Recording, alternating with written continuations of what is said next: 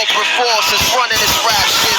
Saw Israeli is running this rap shit. We poke out our asses for a chance to cash in.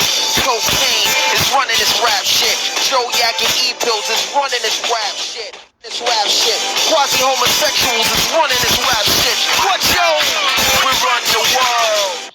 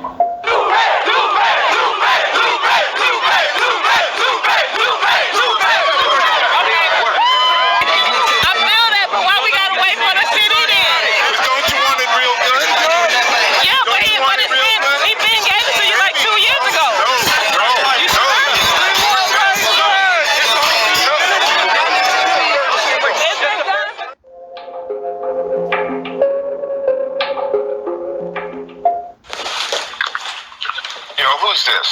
Hold up. This is the Drink Champs, the #1 podcast in the business. And right now, we're talking to, hands down, the most important man, in my opinion, in the whole music game. He's a mogul.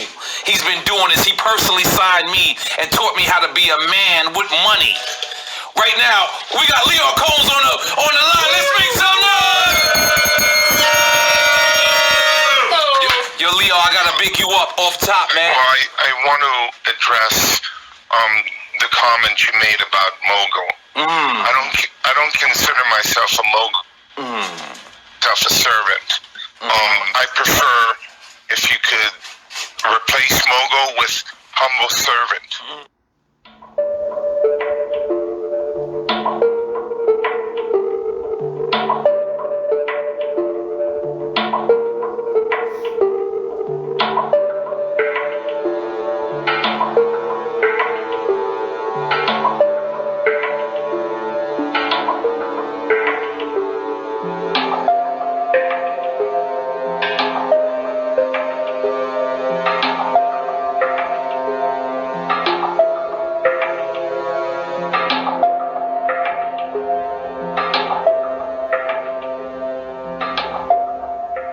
My beef was with Lyor because I think he's a fake CEO and I think he's fronting on my culture, but he can't front on anybody else.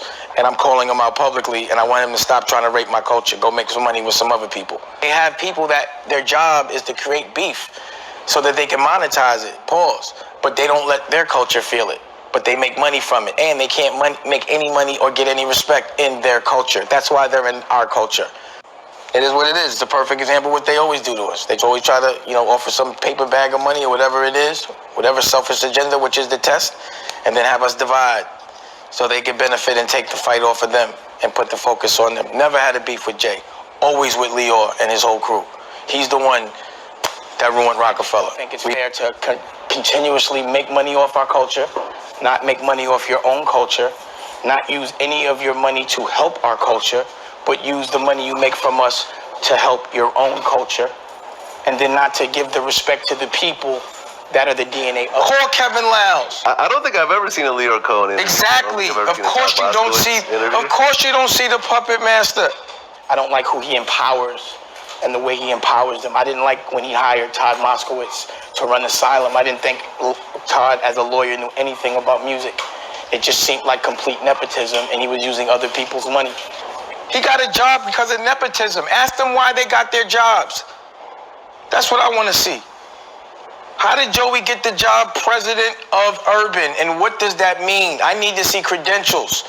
And I have to worry about being manipulated by somebody that's smiling, pretending that he's with you, but he's robbing you.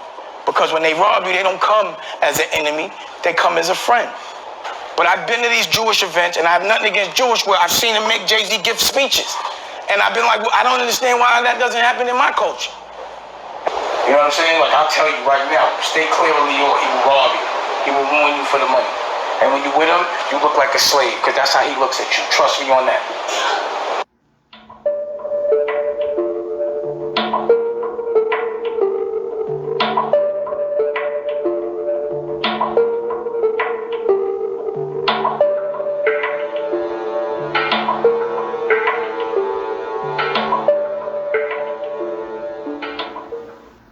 Welcome back. This is Hanukkah Radio, and we have a special guest calling in today, a luminary in our business and a proud Jew, Lior Cohen, ladies and gentlemen. Clap it up, ladies and gentlemen. Thank you. Lior, Thank you. I'm so thrilled and honored to be asked to do your radio station, especially on the last day of Hanukkah. L'chaim. Shalom. We are honored to have you. How could I help you? Well, Lior, this one of the things we do here is we don't necessarily get too religious and talk about Hanukkah and what it stands for, although, you know, we have gotten into that in the past, but it's more of a celebration of, you know, Judaism and hip-hop, since we are a hip-hop station, and that's what we do, and your roots are definitely in hip-hop. Jewish people have always been involved in urban cultural arts, all the way back to the early beginnings of jazz music. It's just something that's always happened. Right. It's a blessing. It's a blessing that I was lucky enough to be part of this industry, and it was a blessing that people treated me inside and out with so much respect.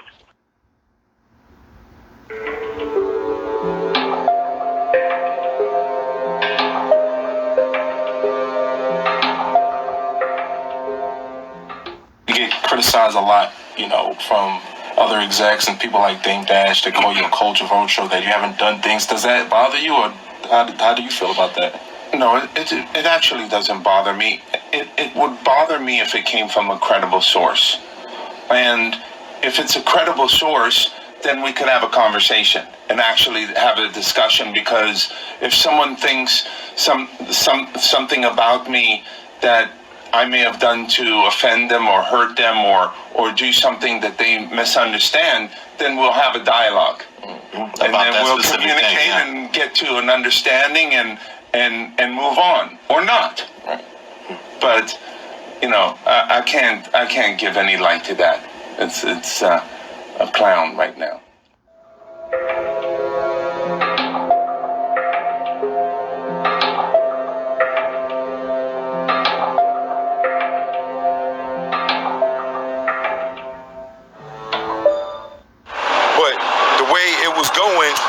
It looked like Jay was doing everything because they blacklisted Dame. And Dame say he wasn't blacklisted, he's lying. He's blacklisted. You know what I'm saying? I remember one day I seen Lior Cohen, and I'm like, yo, what up? I'm Choke, you know, I'm the one that shot the congresswoman or whatever with Dame. And nigga Lior Cohen say to me, you know what? Yeah, and I shut that motherfucker down. He told me that on 23rd. He's talking about he shut Dame Dash down? Yeah, he said, I shut that motherfucker down.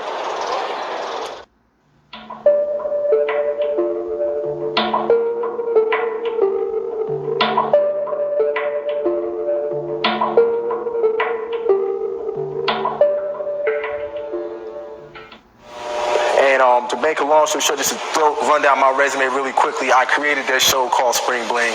Artists like Eve, I helped create that image that we see of her now. Even after I left BET, I was Dave Chappelle's stand-in, so I saw everything that happened with him. And to really capitalize it even more, basically, since 1997, whatever has happened in urban America as far as the perception on television and film, I was basically the fly on the wall. So for me and the fellas around me, it was all fun, but we did not know that we were a part of a system. Even going back to what the brother talked about with the homosexuality with the rap, here's the kicker. It's not that the rappers are gay. That's not it. That's a misconception. What it is, it's about control. See, that's what makes it, that's why you see so many buffoons nowadays in television and film, doing things that we know are like, wow, Jamie Foxx, you would say that? Wow, Jay-Z, you would actually sit there and do an anti-Semitic commercial? Because they're in a bind, because see, Jay-Z's not gay. I'll use him as an example. He's not gay, but once you reach a certain level within that weapon of mass destruction, you have to give something up. There's something that you're going to give up because you got to be down with that crew. And how do I know? Because it happened to me. That is why I'm standing here talking right now.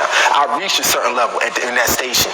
I was the only producer to ever come as a new kid and create a multi-million-dollar revenue generating show. I was the only producer in there that artists would come and be like, oh, I need D. Brad to do my show, or that actually helped create an image for artists. So it reached a certain point where now it's time for them to introduce me to the inner workings of this monster that's created. So now you have a rapper who will get turned out by a high-ranking label exec because, well, what you gonna do? I mean, if I want to be a rapper and I walk in and the label exec tells me that this is what I need to do for him because, hey, he put my album on when I really wasn't that talented. But they pushed me because they saw that I was something that they could sell. So when you bring me in a room and there's my favorite rapper right there who's in the same room, so that must mean he must have committed the same gay act as I did. So at the end of the day, depending on where your level is within yourself, you go do it. You understand? So I literally lived the devil taking me to the mountain and saying, you can go to the left, you can have all of this. And I was there. It was ritualistically done. The vice president sent his right-hand man to me 3 straight weekends. They do everything in 3s. 3 weekends in a row. Hey, D. Brad, let's go hang out. And every weekend, he kept beating me in the head. Get rid of this Rap City, man. You can do more than Rap City, D. Brad. You can do more than you need to come with us. Then the 3rd night, it was the vice president's birthday. They picked me up in a long white stretch limo. We go to Joe's Uptown, up in the Bronx, in New York. We go to Joey hanging in VIP, get me everything I want. Then every time we hung out, it was the same way. Then they bring me to the back room. And in the back room, they had this long table with a white sheet set out. I mean, beautiful thing. Looked like the damn Last Supper. On one end is Derek Jeter, there's Stephon Marbury, there's Fat Joe, and I'm chilling. But the whole night, the vice president is on me like this.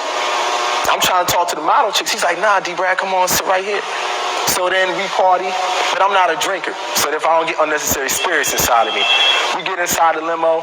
He drops his right-hand man off quickly. We're in the car, the man standing across looking at me like I owe him something now. And I know the look because when I was young, I had the same look for women that I took out. So I know the look, and I know the energy. And while he's doing that, he's sitting there with his legs spread open, rubbing his balls. Now, I'm in a situation where I'm like, no, what am I going to do? This is my vice president, this is my boss. But the problem is, I was just raised differently. You understand what I'm saying? I was brought up differently. So for me, I had to turn that away.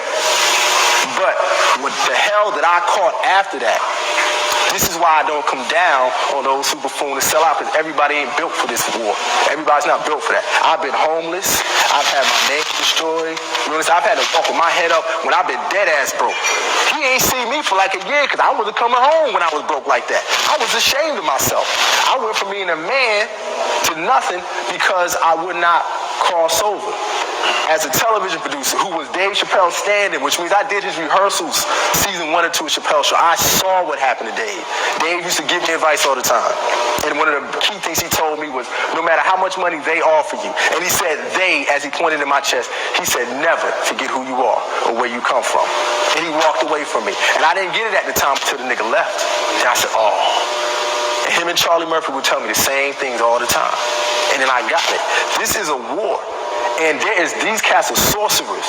And we need to take, and I know the words magic and sorcery takes people to make you think that I'm talking about the Eastwick Chronicles or Harry Potter, but this is real because it's affecting our babies. So when they see all these signs visually that say 75% of the new HIV cases in New York are blacks and Latinos, it gives them the impression that everybody black and Latino is HIV positive, had AIDS. And I tell people all the time, I'm 35, I ain't never been to an AIDS funeral.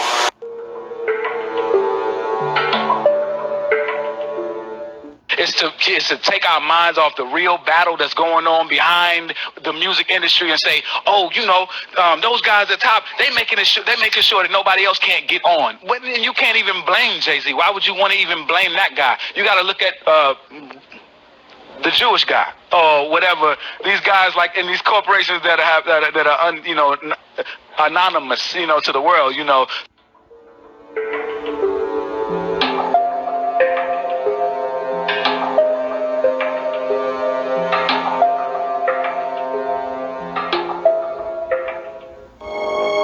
A nigga told me, the record company's the pimp, the artist is the hoe, the stage is the corner, and the audience is the trick.